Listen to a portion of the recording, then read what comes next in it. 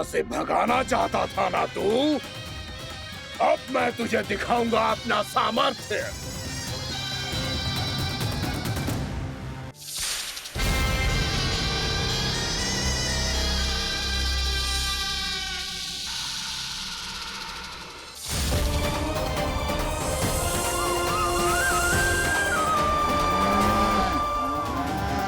ये क्या कह रही हो तुम? सुधा जी क्या हुआ? घबरा क्यों रही हो आप? सुलक्षणा, मुझे आभास हो रहा है कुछ बहुत बड़ी अनहोनी हो गई है। नंदराज, नंदराज, नंदराज!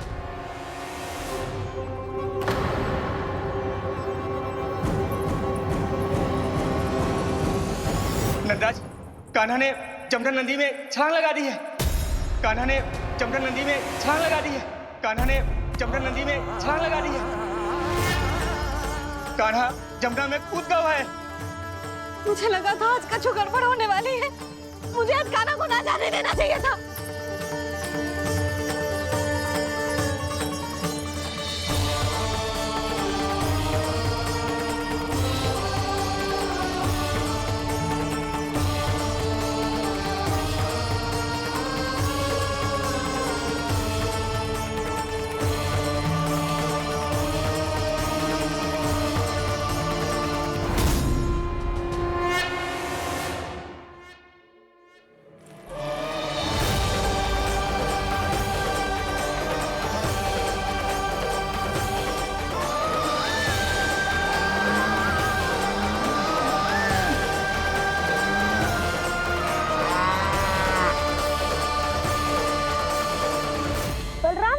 करो ना।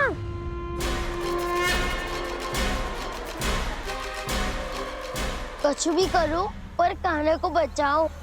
नाग बहुत भयंकर है। कान्हा अकेले ना संभाल पाएगा इसे।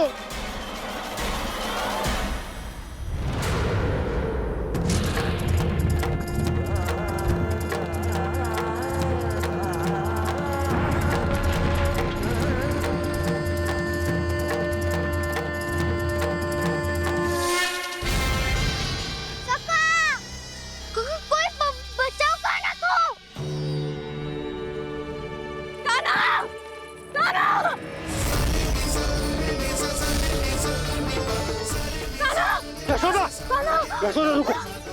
जोर दो मुझे। जीजी संभालो। बावली हो गई क्या? जीजी संभालो। कान्हा! कान्हा!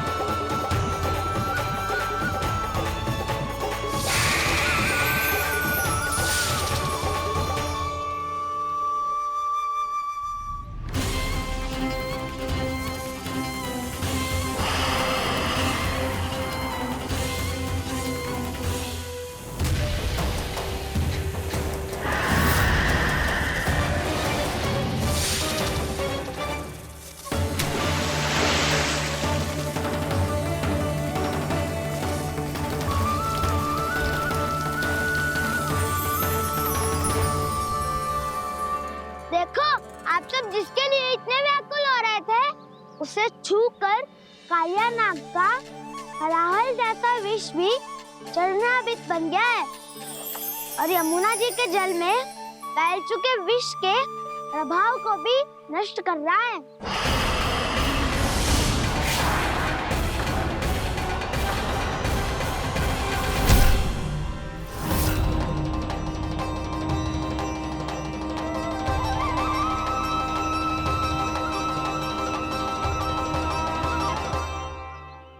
धर्म रक्षक अधर्म विनाशक प्रभु श्री कृष्ण का कौशल सचमुच अद्वितीय है।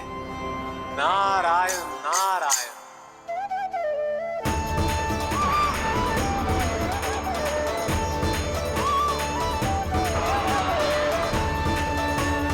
मेरा भाग तुम्हारे भीतर के अहंकार का प्रतीक है कालिया। अब तुम्हारा अहंकार, तुम्हारा अनपान मेरे पाँव के नीचे है और तुम्हारी पूंछ अर्थात तुम्हारे प्राण मेरे हाथ में। अब तुम क्या करोगे भाग?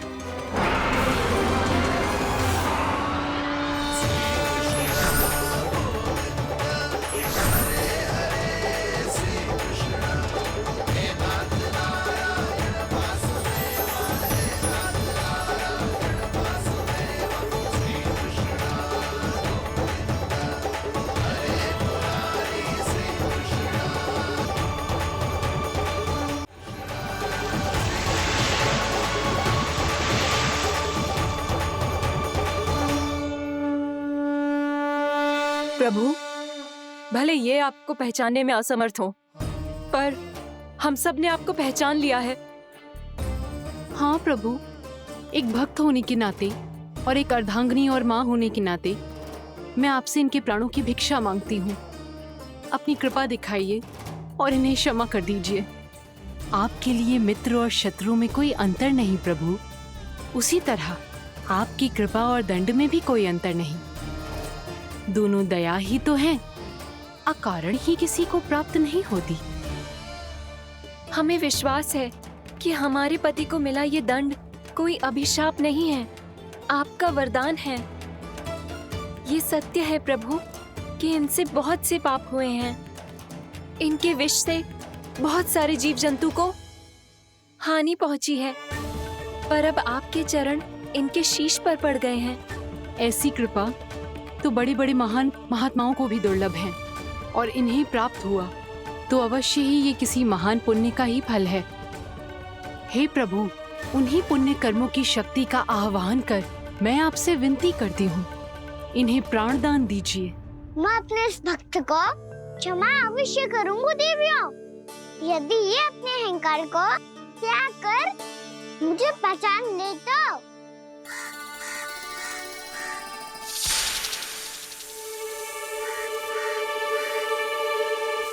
मैं तुम्हें श्राप देता हूँ, जितनी विषैली तुम्हारी जिह्वा है उतने ही विषैले सर्प बन जाओ तुम।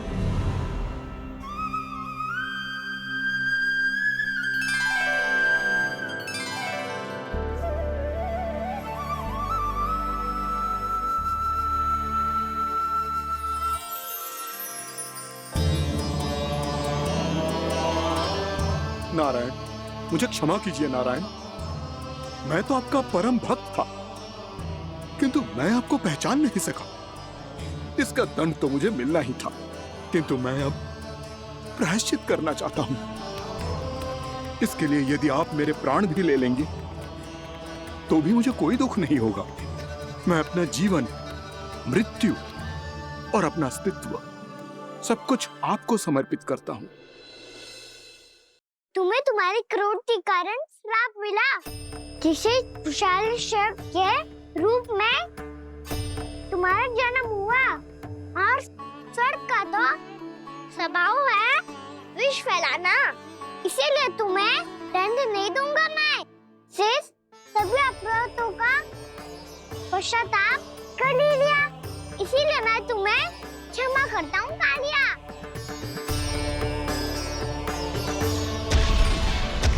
पर तुम्हें यहाँ से दूर समुद्र के बीच जाकर रहना होगा, जहाँ किसी निर्दोष का जीवन तुम्हारे विष से प्रभावित ना हो। मैं चाहकर भी आपकी इस आज्ञा का पालन नहीं कर सकता। मैं असमर्थ हूं प्रभु, क्योंकि यदि मैं इस क्षेत्र को छोड़कर गया तो मेरी मृत्यु निश्चित है। आपसे क्या छुपा है प्रभु? आप तो जानते हैं कि सर्प जाति और आपके वाहन गरुड़ के बीच अनंत शत्रुता चल रही है, जिसका प्रारंभ नागों के द्वीप नागालय से हुआ था।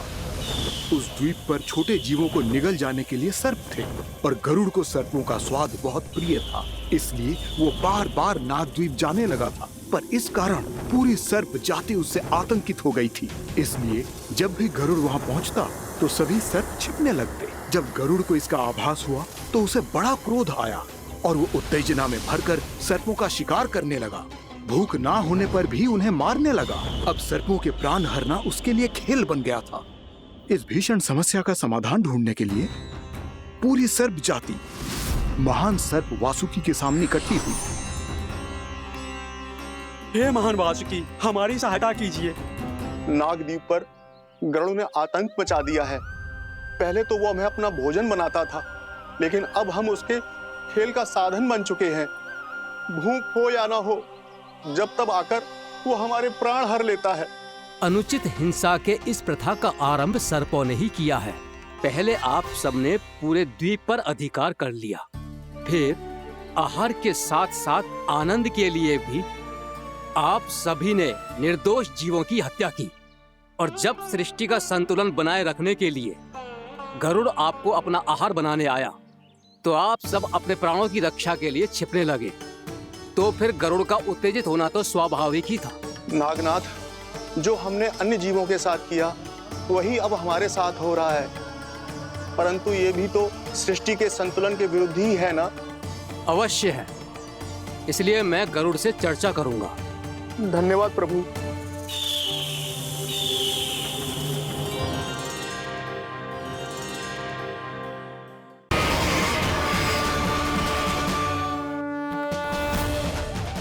मेरा नन्हा सा खाना कितनी देर भाग पाएगा?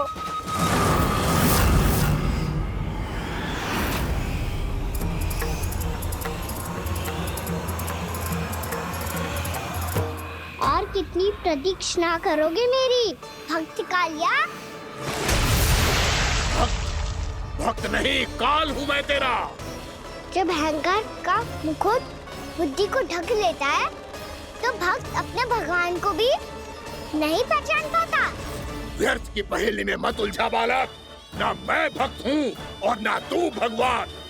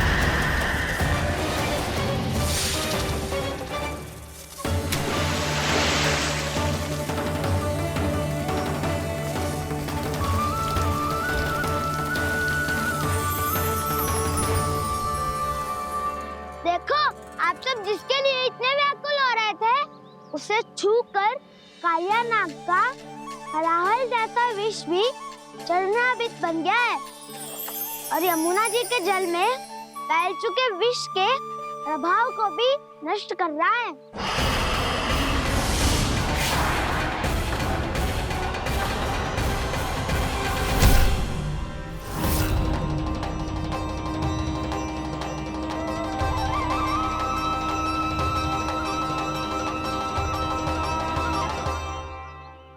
धर्म रक्षक अधर्म विनाशक प्रभु श्री कृष्ण का कौशल सचमुच अद्वितीय है। नारायण नारायण।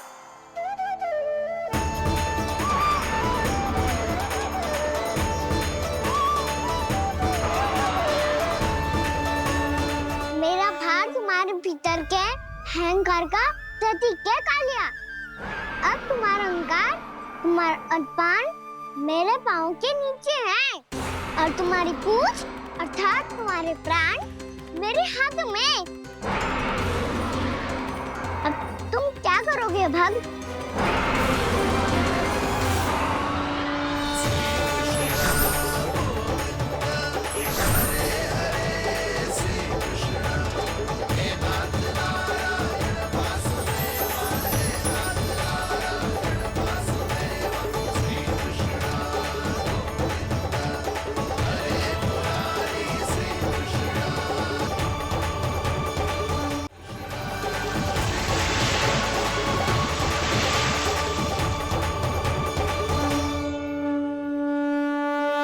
प्रभु, भले ये आपको पहचानने में असमर्थ हो, पर हम सब ने आपको पहचान लिया है। हाँ प्रभु, एक भक्त होने के नाते और एक अर्धांगिनी और माँ होने के नाते मैं आपसे इनके प्राणों की भिक्षा मांगती हूँ। अपनी कृपा दिखाइए और इन्हें क्षमा कर दीजिए। आपके लिए मित्र और शत्रु में कोई अंतर नहीं प्रभु। उसी तरह आपकी कृपा और दंड में भी कोई अंतर नहीं। दोनों दया ही तो हैं, अकारण ही किसी को प्राप्त नहीं होती। हमें विश्वास है कि हमारे पति को मिला ये दंड कोई अभिशाप नहीं है, आपका वरदान है।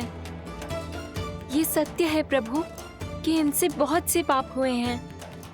इनके विष से बहुत सारे जीव जंतु को हानि पहुंची है, पर अब आपके चरण इनके शीश पर पड़ गए हैं। ऐसी कृपा तो बड़े बड़े महान महात्माओं को भी दुर्लभ है, और इन्हें प्राप्त हुआ तो अवश्य ही ये किसी महान पुण्य का ही फल है। हे प्रभु, उन्हीं पुण्य कर्मों की शक्ति का आह्वान कर मैं आपसे विनती करती हूँ, इन्हें प्राणदान दीजिए। मैं अपने इस भक्त को क्षमा अवश्य करूंगी देवियों, यदि ये अपने अहंकार को त्याग कर मुझे पहचान ले तो।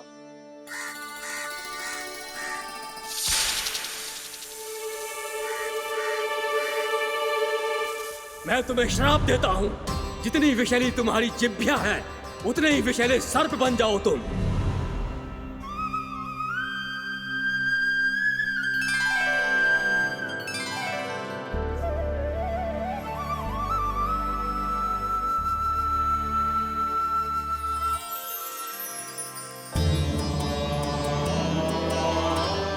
नारायण, मुझे क्षमा कीजिए नारायण। मैं तो आपका परम भक्त था, किंतु मैं आपको पहचान नहीं सका। इसका दंड तो मुझे मिलना ही था, किंतु मैं अब प्रायश्चित करना चाहता हूं। इसके लिए यदि आप मेरे प्राण भी ले लेंगे तो भी मुझे कोई दुख नहीं होगा। मैं अपना जीवन, मृत्यु और अपना अस्तित्व सब कुछ आपको समर्पित करता हूं। तुम्हें तुम्हारे क्रोध के कारण श्राप मिला, जिसे विशाल सर्प के रूप में तुम्हारा जन्म हुआ, और सर्प का तो स्वभाव है विष फैलाना। इसीलिए तुम्हें दंड नहीं दूंगा मैं, सिर्फ सभी अपराधों का पश्चाताप कर लिया। इसीलिए मैं तुम्हें क्षमा करता हूँ कालिया।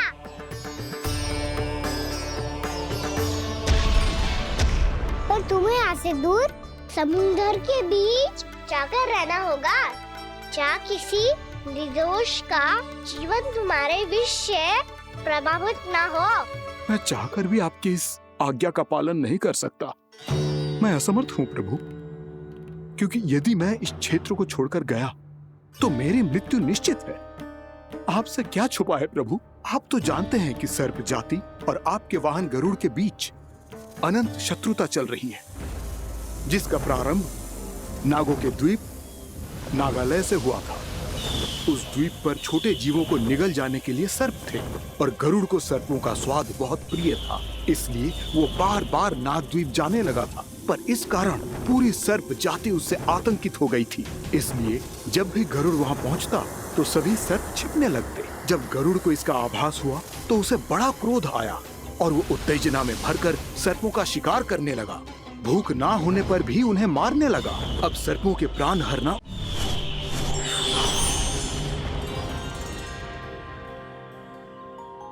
श्री नारायण के वाहन पक्षीराज गरुड़, मैं संपूर्ण सर्प जाति की ओर से आपसे एक निवेदन करने आया हूँ। कहिए, क्या कहना चाहते हैं आप? हे पक्षीराज, यदि आप हम पर ऐसे ही आक्रमण करते रहे तो शीघ्र ही हमारी प्रजाति समाप्त हो जाएगी। इसीलिए हमारी आपसे विनती है, यदि आप उचित समझें तो सर्पों के किसी एक घर से हम आपको एक सर्प प्रतिदिन अर्पित करेंगे। आप उसको आहार बनाइए और अन्य सर्पों को जीवित रहने का अधिकार दीजिए। मुझे स्वीकार है। तब से प्रतिदिन किसी एक घर से एक सर्प गरुड़ के भोजन के लिए भेजा जाने लगा। समय के साथ मेरे घर की भी बारी आई, परंतु मैंने एक बहुत बड़ी भूल कर दी। समय आ गया है स्वामी, आज गरुड़ के आहार के लिए इसे चुना गया है। कौन है यह गरुड़ और क्यों दूं मैं इसे कोई भेंट? स्वामी, सभी सर्प राज्यों और गरुड़ के बीच में यही समझौता हुआ है, हमें इसका सम्मान करना ही होगा। मैंने कोई समझौता नहीं किया, मैंने कोई वचन नहीं दिया और ना ही मैं किसी गरुड़ से भयभीत होता हूँ। यदि इस राज्य में किसी को सर्पों को अपना आहार बनाने का अधिकार है तो वो केवल मुझे है। अब से गरुड़ को दी जाने वाली हर भेंट मुझे दी जाएगी, महाविषधारी महान नागराज कालिया को। यह और कुछ नहीं, मेरा अभिमान था प्रभु, और ये मेरे इस जन्म की सबसे बड़ी भूल थी, क्योंकि फिर जब गरुड़ को इस बारे में पता चला तो। कालिया, अभिमान में आकर तूने अपने काल को ललकारा है।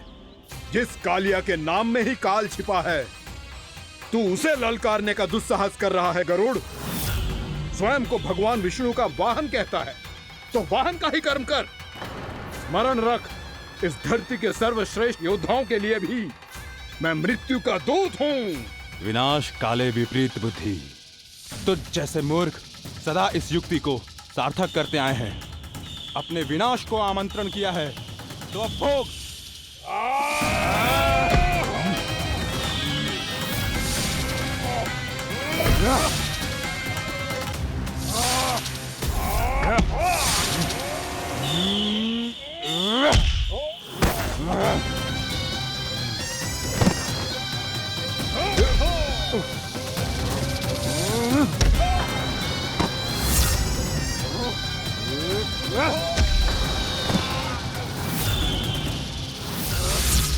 जिसने मेरा भोजन चुराने की धृष्टता की है वो इसी योग्य है। तू मुझे जानता नहीं है गरुड़, मैं महाविषधारी नाग कालिया हूँ। तेरा इतना दुस्साहस कि तूने मुझ पर चरण से प्रहार किया।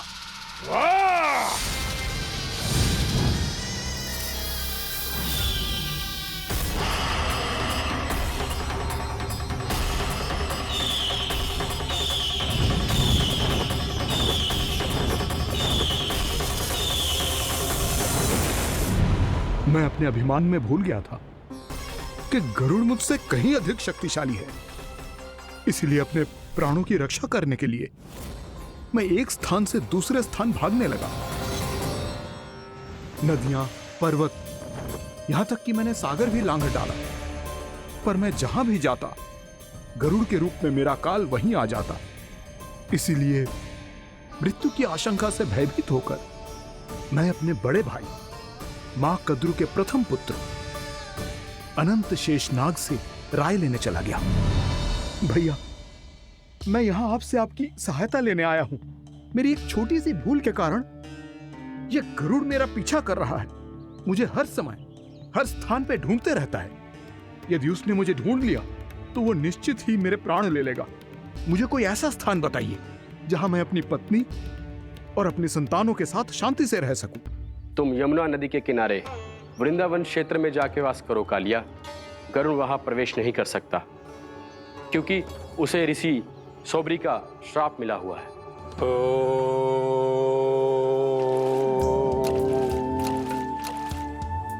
ध्यान और तपस्या का नित्य कर्म करते हुए ऋषि के मन में मछलियों के प्रति प्रेम भाव इतना बढ़ गया कि वो भूल गए सभी जीव खाद्य श्रृंखला का भाग होते हैं और मछलियां भी इस नियम की अपवाद नहीं है। उन्हें मछलियों की अटखेली इतनी अच्छी लगने लगी कि वो इस क्षेत्र के मछुआरों को भी मछली पकड़ने की अनुमति नहीं देते थे।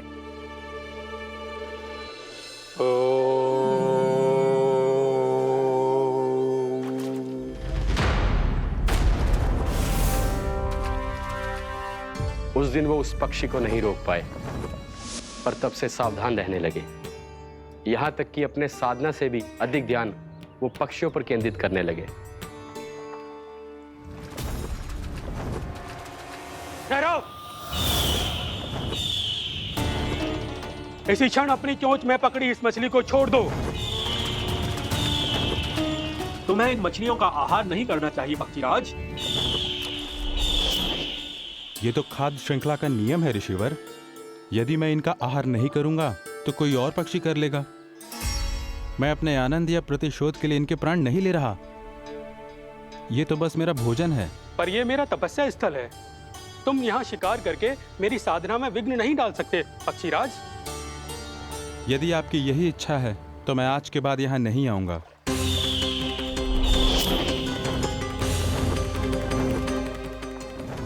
पर आज ये मछली मेरे आहार के रूप में पकड़ी जा चुकी है।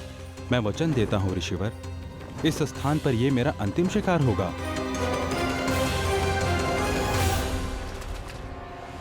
आज के बाद यदि तुमने वृंदावन की निकट उड़ान भी भरी तो तुम सैकड़ों टुकड़ों में फटकर मारे जाओगे पक्षीराज। ये मेरा श्राप है।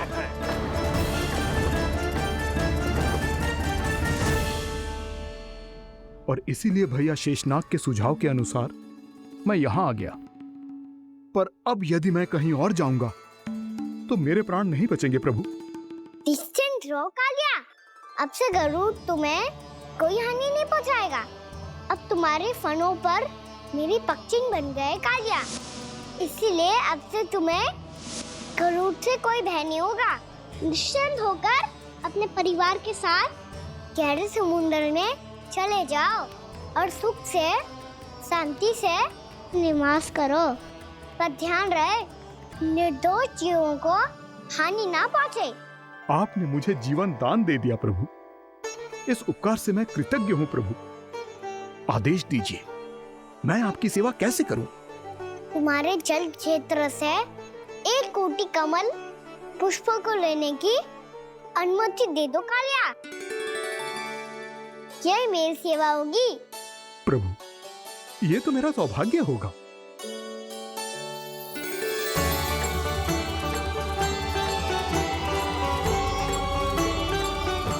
एक कोटि के स्थान पर हम 3 कोटि कमल पुष्प ले आए प्रभु। मैं तुम्हारी सेवा भाव से प्रसन्न हुआ कालिया।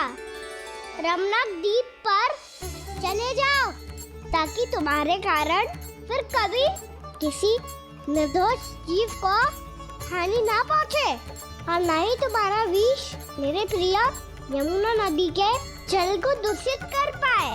मैं तुम्हें आशीर्वाद देता हूँ। आज यहाँ मेरे द्वारा तुम्हें दिए गए इस आदेश का स्मरण जो भी भक्त करेगा और प्रातः काल और संध्या काल में इसका उच्चारण करेगा, उसे फिर कभी किसी संकट से कोई भय नहीं होगा। ये स्थान अब से काला कुंड के नाम से जाना जाएगा। यहाँ पर स्नान करने वाला और देवताओं को इस क्षेत्र से जल का अर्घ्य देकर प्रसन्न करने वाला भक्त यदि मेरा स्मरण करके पास रखेगा तो वो अपने सभी पापों से शीघ्र ही मुक्त हो जाएगा।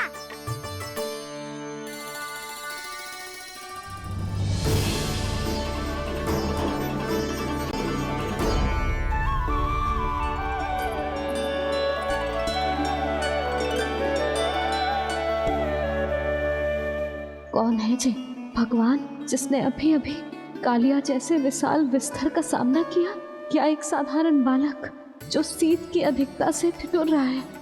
क्या करूं? मैं लल्ला को ममता के आंचल में छुपा लूं या भक्त बनकर प्रभु की लीला देखती रहूं? क्या करूं मैं? कितना ठंडा था जल, बहुत सर्दी लग रही है। सर्दी से तड़पते हुए कैसे देखूं इसे?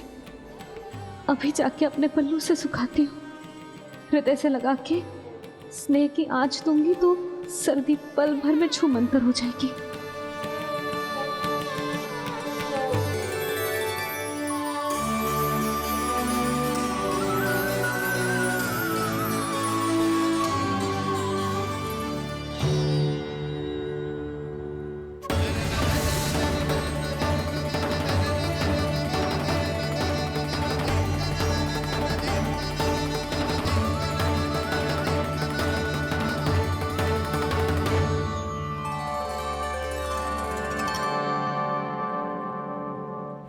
मेरी आवश्यकता ना है इसे, ये तो सच्ची में भगवान ही है जिसकी ठंड दूर करने के लिए स्वयं द्वादश आदित्य प्रकट हो गए हैं।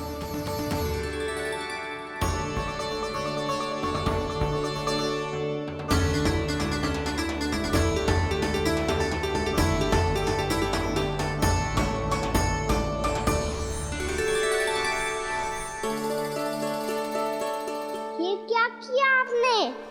मैया मुझे अपने हृदय से लगाने वाली थी कि आप सब प्रकट हो गए। क्षमा कीजिए प्रभु, पर आपको भीगा हुआ देखकर, ठंड से ठिठुरता हुआ देखकर हमसे रहा नहीं गया। हम अपने वश में नहीं थे प्रभु। भक्ति से भावुक होकर हम प्रकट होने पर विवश हो गए थे। हमारी किरणें जैसे स्वयं ही फूट पड़ी और दौड़ पड़ी आपको सुखाने के लिए।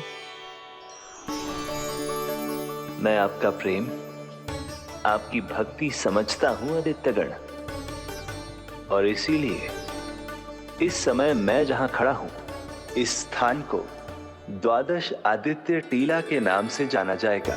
द्वादश आदित्य टीला के नाम से जाना जाएगा। हम धन्य हो गए प्रभु। और कहाँ जा रहा है? जो गड़बड़ किया है उसे सुधारिए तो सही। प्रभु आज्ञा दीजिए। अपना दाब इतना अधिक बढ़ा दीजिए कि मुझे स्वेद आने लगे, ताकि मैया मुझे स्वेद में लीला देख के और भूल जाए कि मैं भगवान हूँ, और मैया मुझे अपनी गोद में उठा के ले जाए।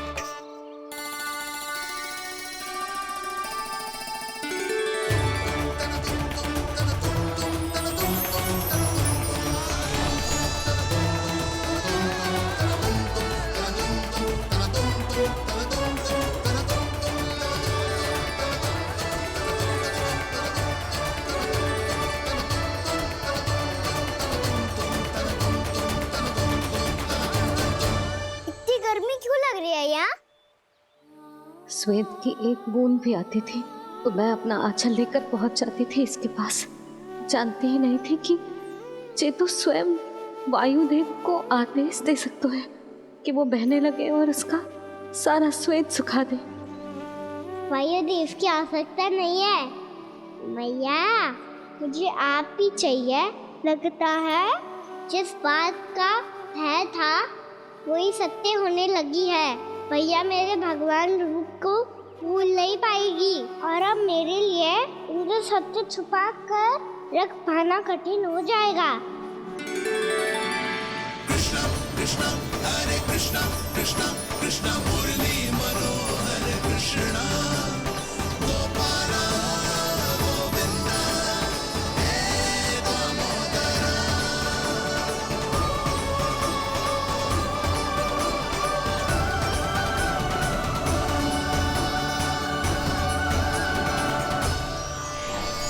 प्रभु, आपके श्वेत से बने इस प्रसंगदान सरोवर का प्रणाम स्वीकार कीजिए।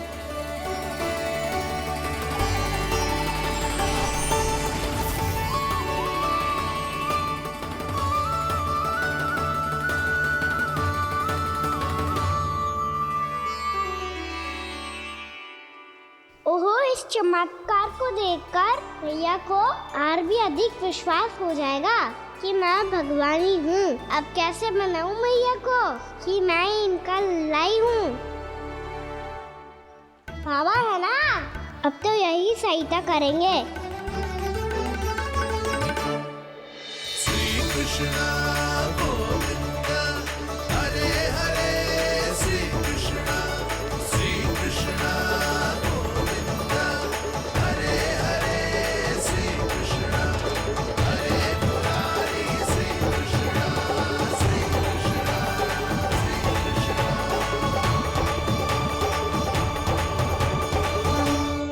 बाबा एक कोटी ना, मैंने तो 3 कोटी कमल पुष्पों का प्रबंध कर दिया है और चिंता करने की आवश्यकता ना है। 1 कोटी कमल के स्थान पर 3 कोटी कमल पुष्प मिल गए हैं। हाँ कान्हा, मैं उचित संदेश के साथ ये सारे पुष्प उस कंस के पास भिजवा दो। महाप्रक्रमी कान्हा की जय। वृंदावन रक्षक कान्हा की जय। महाप्रक्रमी कान्हा की जय। भानु जी नंदराज, बाकी गांव वालों को लेकर ये सारे पुष्प इकट्ठा करो और कंस के दरबार में पहुंचाओ। जी।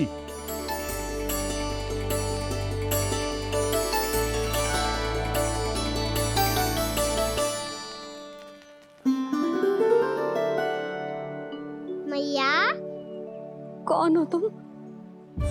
मुझे पता था मैया, जब आपको सत्य पता चलेगा तो आप मुझे मैया की तरह स्नेह ना कर पाओगी, इसीलिए आज तक सत्य छुपाते आया हूँ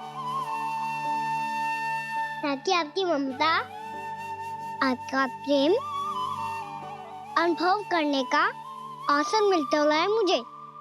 और फिर आज को बताया था ना, जो रहस्य तुमने बरसों तक छिपाया था उसका भेद खुलने में तुम्हारा ही योगदान है। मुझे कालिया के शीश पर अपने पद चिन्ह रखकर उसे मुक्त कराना था दाऊ, वचन दिया था मैंने उसे। इसके अतिरिक्त निर्दोष पशु पक्षियों के जीवन को कालिया के विष से ही बचाना था मुझे। इसमें कंस को तो सम्मिलित करना ही था, ताकि जब मैं कालिया का सामना कर रहा हूँ तो वो किसी और असुर को समस्या बनाकर वृंदावन ना भेज दे। पर इस सबसे बड़ा एक कारण और था दाऊ, मैं चाहता था कि मैया को सत्य पता चल जाए। पर क्यों कहा ना? क्योंकि मुझे लगने लगा था कि मैया से ये रहस्य छुपाकर इनके साथ धोखा कर रहा हूँ। अपराध बोझ से दबा जा रहा था मैं। जो सत्य आपको, बाबा को, सभी को पता है, यहाँ तक कि मेरे सखा भी जानते हैं, वो सत्य मैंने मैया से छिपाया केवल इसी लोक में कि मुझे इनकी ममता प्राप्त होती रहे। पर ऐसा करके मैं अपने से निस्वार्थ प्रेम करने वाली मैया को धोखा दे रहा था। आप ही बताओ दाऊ, जो इस संसार में मुझसे सबसे अधिक भरोसा करता है, उसी के साथ छल कैसे कर सकता हूँ मैं? हाँ, मैं नारायण का अवतार हूँ, पर अपनी मैया का छोटा सा लल्ला भी तो हूँ।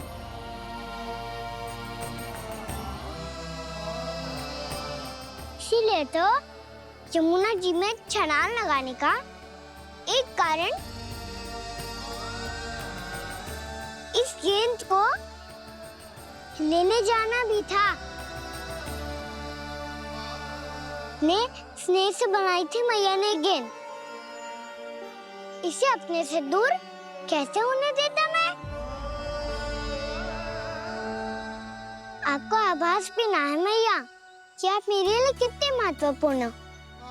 ये सत्य है कि सभी देवता, प्रकृति, भक्त, ये सब है मेरा ध्यान रखने के लिए, मेरी सेवा करने के लिए।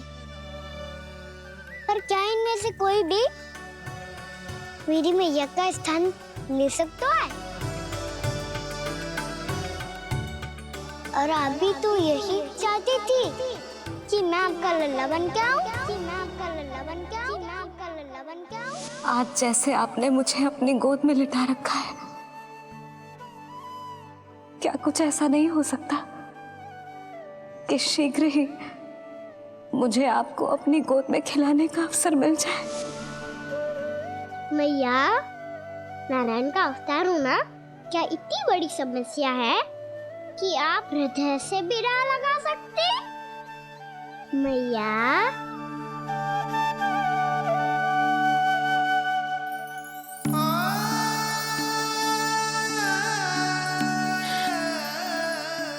मेरा कान्हा, मेरा लल्ला।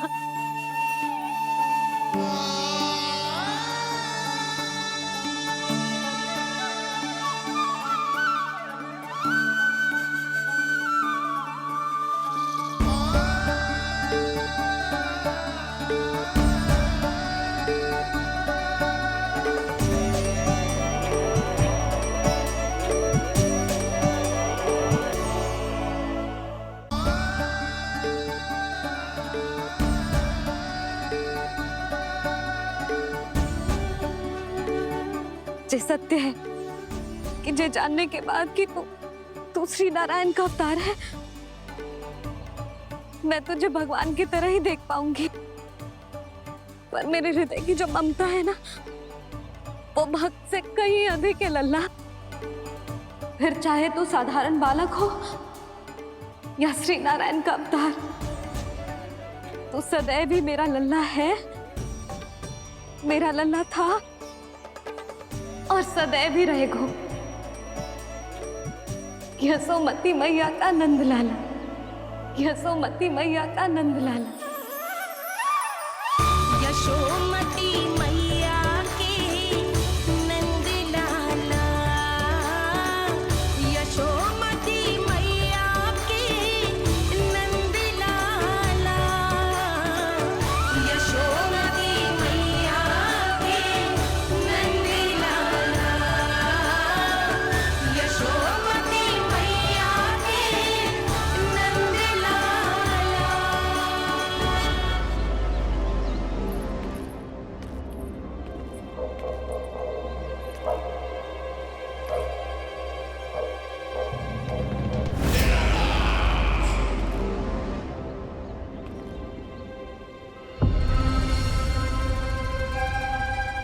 क्या है ये साला?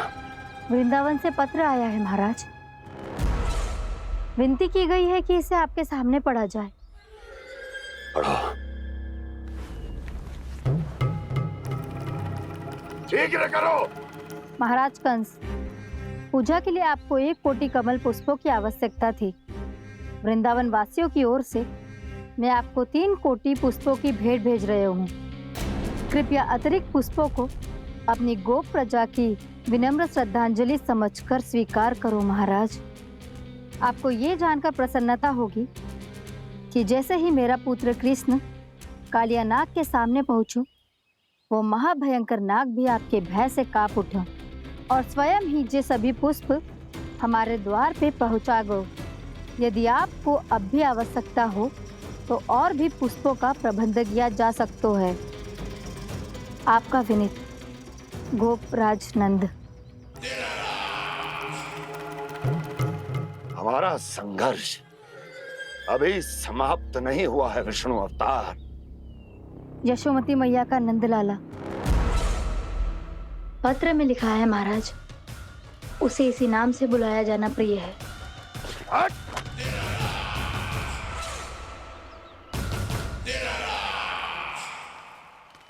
जैसे आपने कही वैसे ही करो। हमने कंस के राजभवन को पुष्प से भर दियो है।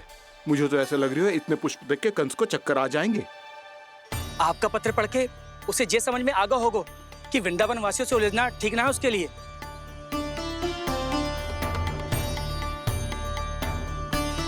वैसे ही हमारे श्री कृष्ण हमारी रक्षा करने के लिए है ना।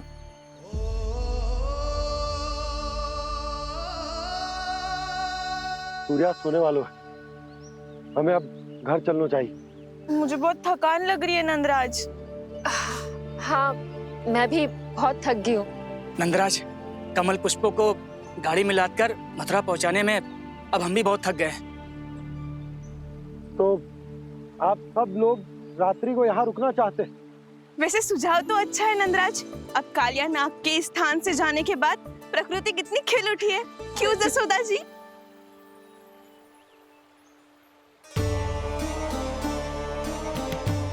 सब सामान्य है, ये जान के भी कि कान्हा भगवान नारायण का अवतार है, किसी को कोई अंतर ही ना पड़ रहा है। तो फिर मेरा मन क्यों अटको है अभी तक? क्यों बार बार मैं इस दुविधा में पड़ जाती हूँ कि कान्हा को एक भक्त के जैसे देखूं या मैया के जैसे? ऐसा इसीलिए है मैया क्योंकि ना तो आपकी भक्ति में कोई कमी है और ना ही ममता में। तो फिर ठीक है, आज हम यहीं रात बिताएंगे। सब लोग विश्राम करिए। जय हुइलाबाद। जय हुइलाबाद। रात वन में भयभीत क्यों हो रहे हो बसंता? श्री नारायण का अवतार कान्हा है ना हमारे साथ।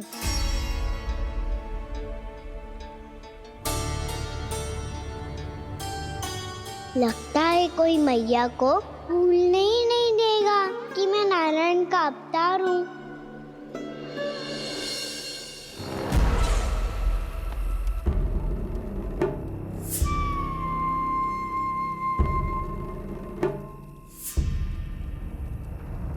तुम्हें पूर्ण विश्वास है ना गुप्तचर?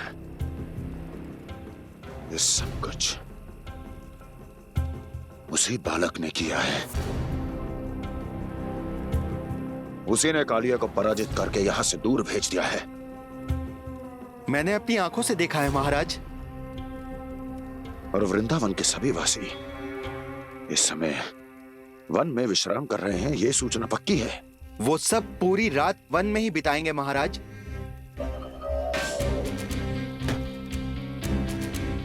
मेरी रातों की नींद छीनकर वो वन में आनंद कर रहे हैं।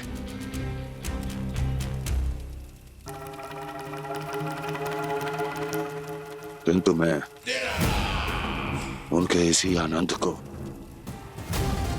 मृत्यु के करुण रूतन में बदल दूंगा। उनके चारों ओर प्रकाश होगा,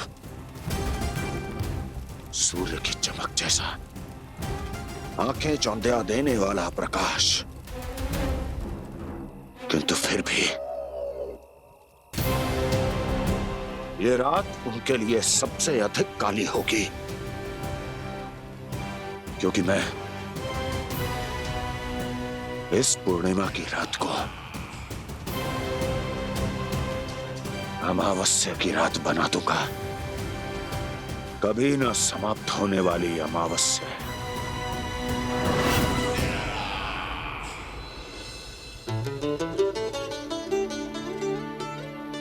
भाभी देखो, वन देवी प्रसाद के लिए ये केले लाई हूँ मैं। हाँ दिखा तो, इसमें से पक्के केले कान्हा के लिए चुन लेती हूँ। पर वो तो नारायण का अवतार है, उसके लिए फल कैसे चुनूं मैं? जो उसके हाथ में आएगा अपने आप ही मीठा हो जाएगा। भाभी क्या होगा? रुक क्यों गई? कछू ना दिखा।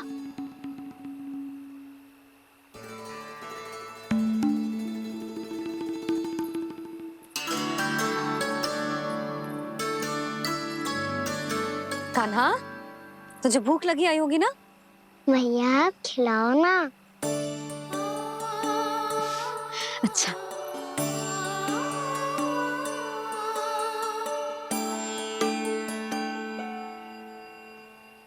ले।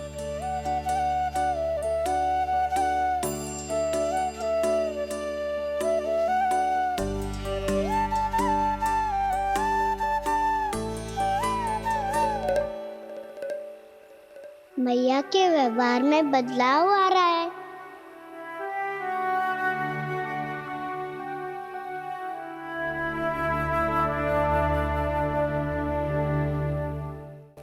कान्हा, बंसी काका हम सबको वन में आग जलाना सिखा रहे हैं। ताकि भयानक पशु को दूर करा जा सके। मैया मैं जाऊं? मैया अग्नि जलाने जाऊं? हाँ जा। मैया तो चुपचाप जाने दे रही है, पहले जैसे चिंता भी नहीं कर रही है अब। लल्ला सुन, अग्नि के साथ खेलियो मती और सुरक्षित दूरी बना के रखियो, समझ आई?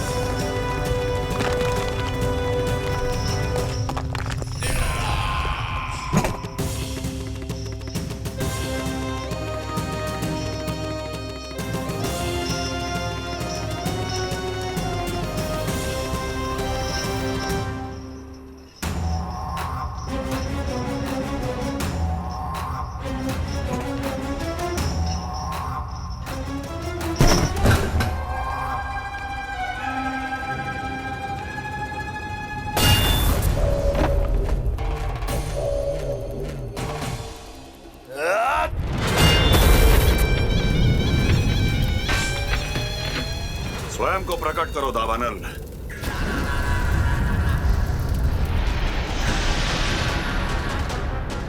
प्रणाम महाराज। महाराज कंस, इस कारागार से मुक्त करवाने के लिए आपका बहुत बहुत धन्यवाद। बताइए, इस उपकार का ऋण कैसे चुकाऊं? बस वही करो दावानल जो तुम्हें सबसे अधिक प्रिय है। अपने नाम को स्वयं सार्थक करो। जला दो, पूरे वृंदावन को जला दो। कीट, पशु, पक्षी, वनस्पतियां, वृक्ष, यहां तक के मानव भी, कोई भी जीवित प्राणी जीवित नहीं बचना चाहिए। जला दो सबको, सबको। आपकी आज्ञा ही मेरी इच्छा है और आपकी इच्छा ही मेरी आज्ञा। तुम सबने देखो अजय, अधिक कठिन ना है ये। 2 पत्थर हाथ में पकड़ ले, ऐसे रगड़ लो है, चिंगारी निकलेगी, घास फूस अग्नि पकड़ेगी और भक्क से जल जाएगा। लो करो, लो सुबल।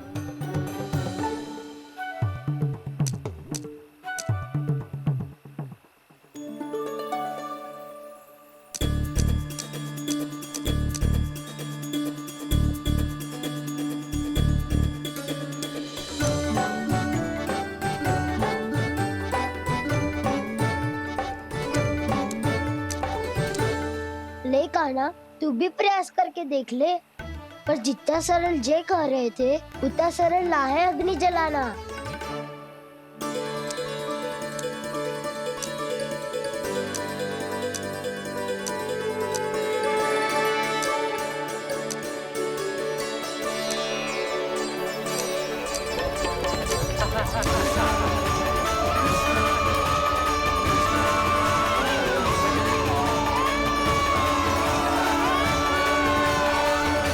ये तो श्री नारायण का अवतार है। संसार की सारी अग्नि इसके नियंत्रण में है, तो फिर एक चिंगारी उत्पन्न करना कौन सी बड़ी बात है।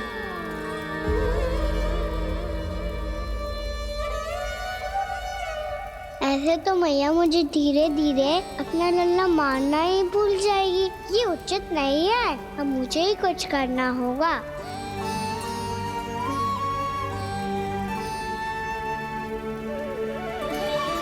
कान्हा, ऐसे मत करो, लग जाएगी।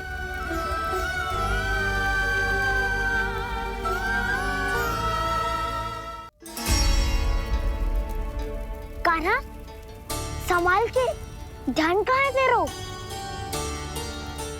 कालिया नाग का हलाहल जैसा विष जिसका कछु ना बिगाड़ पाई, जिस साधारण सी अग्नि उसे हानि कैसे पहुंचा पाएगी। मेरी ममता बार बार चिंता करने पे विवश कर देती है मुझे। भूल जाती हूँ मैं कि ये तो श्री नारायण का अवतार है। यही तो मैं चाहता हूँ मैया।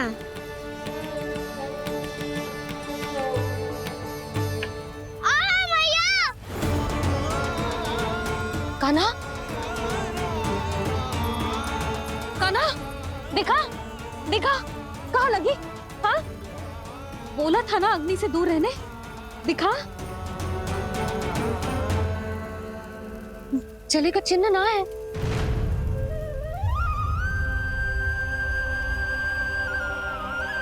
मेरे साथ खेल खेल रहा है जे। इससे पता है कि इसकी पुकार सुनते ही मैया ऐसे ही दौड़ी चली आएगी। मुझे नटखटपना बंद कर कान्हा।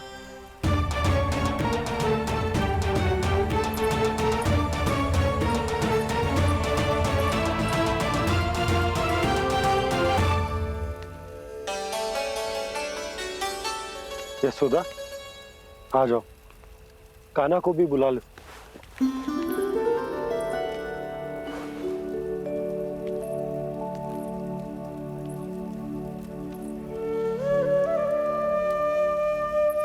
आपको तो पहले से पता था ना कान्हा के बारे में? हाँ, वो यशोदा, कान्हा ने मुझसे वचन लिया। ना ना, मैं आपको ताना ना दे रही। मैं तो बस ये सोच रही थी कि आप अपने आप को कैसे समझा पाते हो, ये जानते हुए भी कि वो श्री नारायण का अवतार है। आप उसके साथ सामान्य व्यवहार कैसे कर पाते हो? क्योंकि मैं भी अपने लल्ला के साथ सामान्य व्यवहार ही करना चाहती हूँ।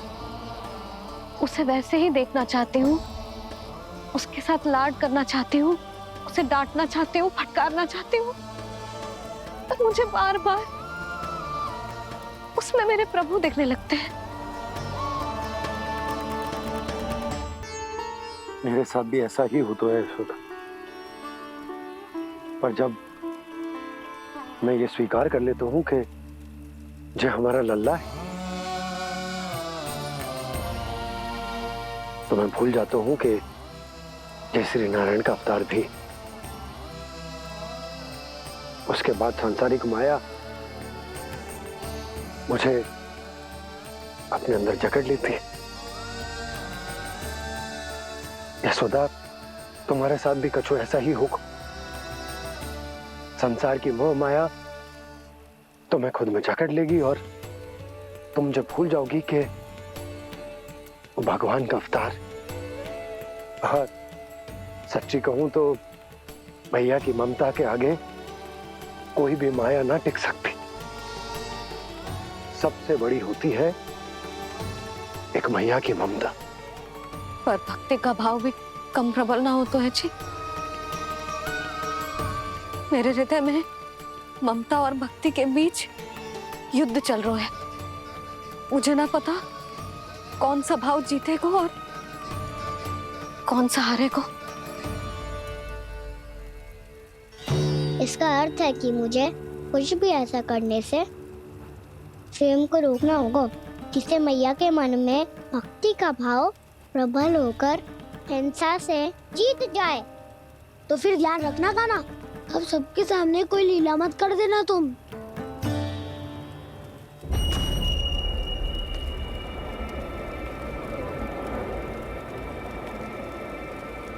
वो देखो, वो वहां बैठे हैं सब कोने में।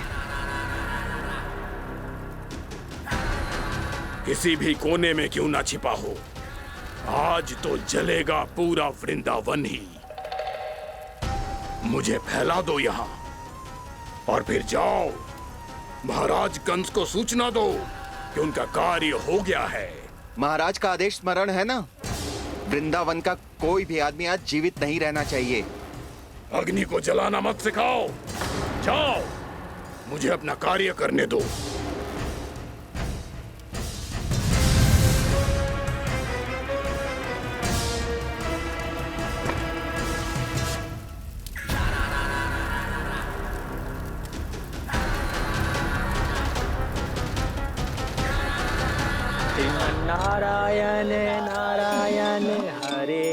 हरे श्रीमन्नारायण नारायण हरे हरे श्रीमन्नारायण नारायण हरे हरे। क्या हुआ कान्हा? मैंने आपको कहा था ना कि मैं कोई लीला ना करूं, पर देखो कंस मामा ने असुर वृंदावन को भेज दिया है।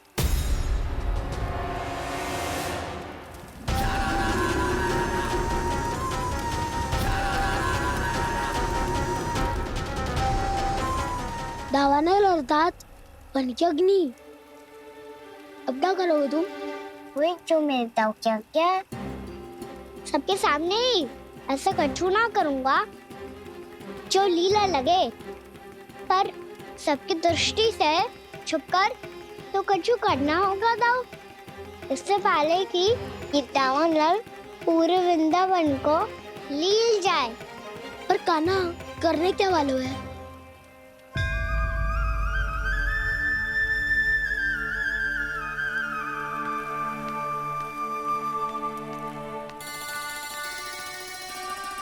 भैया बहुत थको, सुला दो ना।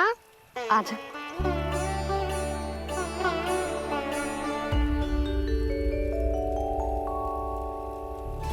लोरी गाओ ना मैया। सब जन आंखें बंद कर लो, मैया लोरी सुना रही है।